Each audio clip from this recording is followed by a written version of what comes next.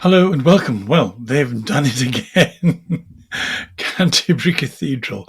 Just when you thought there wasn't any way in which they could get more decadent, they've got more decadent. So in the papers this morning, there are these pictures of graffiti over the stones.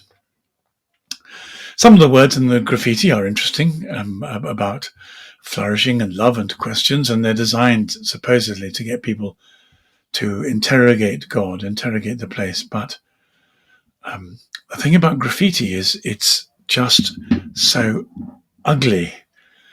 And as we ask ourselves about the style of graffiti, the anger, the raggedness, the detachedness, it's an art form of rage, of alienation, of disturbance. And the thing about a cathedral is it does the interrogation already. I'd like to read you a poem because I think this is congruent, I think, with a cathedral. Stone dreams skyward wait as prayer. Each arch repeats the soul's ascent. Columns, angels, disciplined in air, bear heaven with their slow lament. Windows burn with coloured silence. Glass confesses what words evade. Light enters as mercy in the heart, through fracture, through shadow made. The nave breathes centuries, solemn, vast. Faith inhales in measured sense. Even the darkness kneels in pattern, for beauty is intelligence. Still the spire points unwearied, thin, dust remembering the sun, marking the axis where earth admits, I am unfinished until thou art done. Graffiti is urban, angular, angry, destructive. It's a wound. And the idea of taking something that is intended to be a poem in stone to beauty, that makes the heart stop because it can't find words. Suddenly this space is carved in stone in which a meeting with God is possible. I think it's harder to think of anything that is more beautiful in our culture than the Gothic cathedrals. And the labour and the love, they took generations, 200, 300, 400 years. It speaks of the very best of us. And what might you do in a cathedral? You might sit and stop and be overwhelmed. You might find all the things you hold on to just fading away. You might get a sense of your own significant insignificance or insignificant significance. But the context of where you are, everything changes. But graffiti, to wound the place with bad art, to deliberately seek jarring and incongruity, it's as if, well, one of the more sensible Anglican clergy I know said it's as if there's something rotten inside the dean and chapter, and it just pours out of them, and it marks, it defecates the beauty of the cathedral. What are we dealing with? We're dealing with a bad spirit. We're dealing with ugliness. It was bad enough when the dean and chapter decided to have a rave in the nave, as if the lyrics of the songs could be detached from the beauty of the place just by bringing them through headphones, as if the alcoholic spirit served wouldn't numb and drive away the real spirit, as if doing that didn't somehow wound the presence of God in a place. This isn't the moment for explosive rage or anger.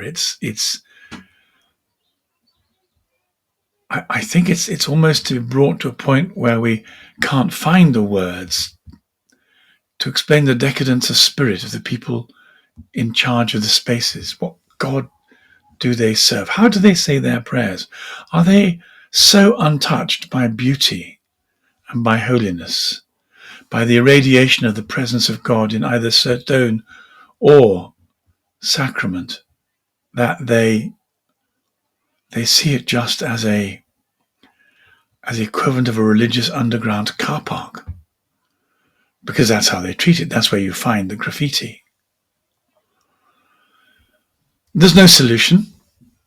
Rage is itself a wound sometimes. What can we say? We can lament. We can pity them. We can say, no, it's not in my name.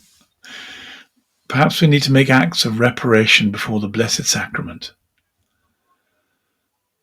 We need to do something to say to God, we're very, very sorry that we are unwillingly part of this implosion of civilization.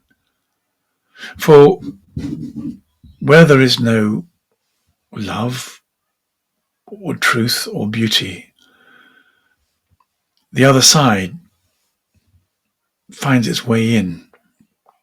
It's as if we're taking monuments to heaven, and by putting graffiti in them, we are making instead testaments to hell.